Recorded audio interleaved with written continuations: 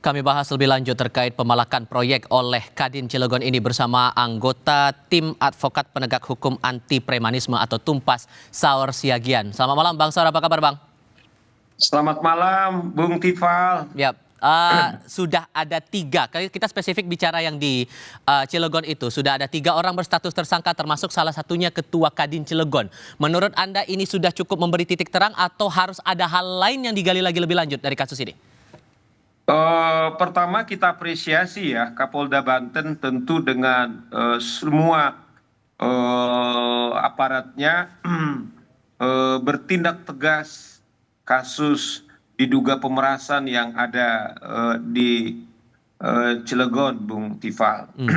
Nah, oleh karena itu menurut kami ini harus juga ditindak. Tidak saja hanya ketua ini, tapi barangkali juga bisa menyangkut katakanlah yang lebih yang lebih luas lagi. Yang Anda curigai yang seperti apa yang lebih luas itu, Bang? Sebab gini, begitu ditetapkan tersangka kan lihat aja itu Ketua Kadin Cilegonnya itu petanteng-petenteng, gayanya, kemudian masih bisa pakai jempol. Ini membuktikan bahwa tim terpadu yang dibentuk oleh pemerintah bahwa premanisme itu sudah masif terjadi, sudah terbukti. Artinya proyek strategi nasional saja yang berjumlah triliunan ini ternyata betul-betul pengusaha-pengusaha ini cara-cara premanisme. Jadi kita selama ini katakanlah mendengar Kadin, salah satu organisasi yang tumbuh sudah lama sepak terjangnya, bahkan mereka ini adalah yang melindungi para pengusaha. Nah sekarang ini melakukan praktek-prakteknya cara-cara kekerasan, cara-cara premanisme. Nah ini kan sungguh-sungguh bukan saja memalukan, tetapi juga membuat teror sehingga para investor betul-betul takut datang untuk investasi di kita. Nah oleh karena itu kita berharap ini harus diusut tuntas. Jangan-jangan ada yang membackingi mereka ini, sehingga kok kelihatannya enteng-enteng aja gaya-gaya mereka itu, Tifal. Oke, yang Anda curigai juga kalau berkaca dari kasus ini, apakah menurut Anda ini cuma sindikat di Cilegon, atau juga bisa permainannya lebih luas lagi ke daerah lain? Dugaan saya kalau kita melihat ini mungkin praktek, karena ini kan menyangkut organisasi Kadin. Ya, tentu kita tidak, karena kita ini bukan dukun, tetapi dengan praktek yang bisa seperti ini. Artinya adalah sekelas Kadin, mengajak ormas yang lain, datang dengan gerombolan. Nah, barangkali ini juga bisa terjadi di tempat-tempat yang lain. Artinya adalah praktek-praktek premanisme itu mungkin satu-satunya cara di mana untuk mendapatkan sesuatu tidak lagi kita katakanlah terkait kepada namanya aturan yang baik, kemudian juga dalam konteks bisnis itu adalah win-win solution, tetapi dengan cara-cara pemaksaan kekerasan. Nah, kami berharap Tifal,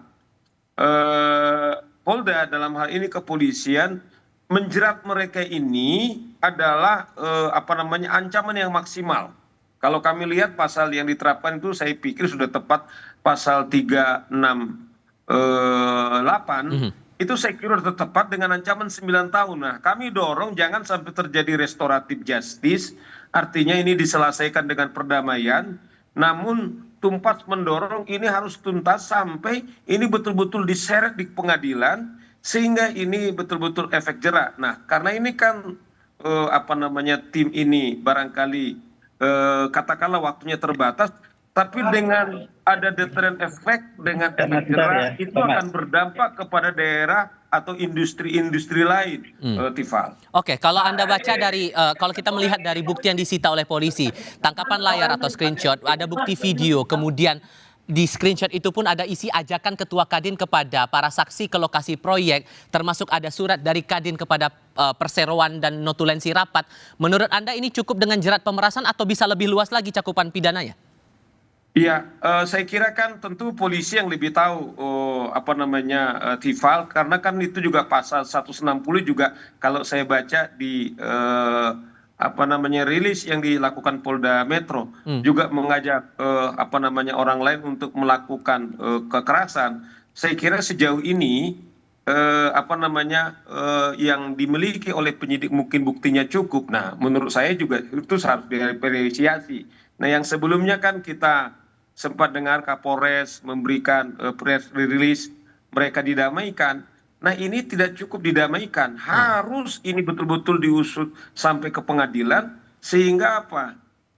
Tim terpadu yang dimiliki oleh pemerintah bukan saja melibatkan dalam hal ini kepolisian, tapi di backup juga dengan TNI, ada lintas kementerian.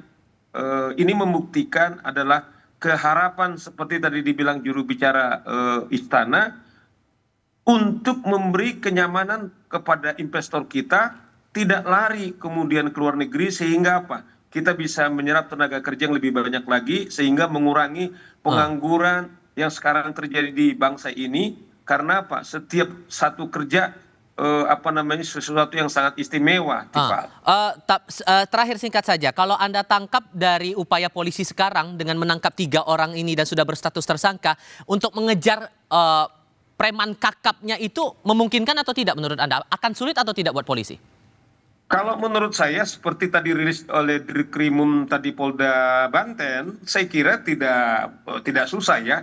Yang barangkali selama ini kan terjadi adalah lebih kepada tekanan psikologis.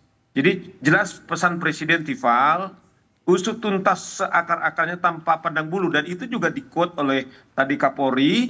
Nah, ini yang kita dorong aparat penegak hukum. Apakah itu tentara yang membackup mereka, kita ingatkan mereka, jangan lagi coba main-main karena ini sudah sangat krusial. Kalau ini gagal, saya kira kita bisa sebagai negara hukum ya itu betul-betul merugikan kepada seluruhan kita, Tifal. Oke, Bang Saur Siagian, terima kasih banyak sudah berbagi pandangan bersama kami. Baik, Sehat selalu ya Bang, selamat malam. Sama-sama, Tifal, selamat berjuang.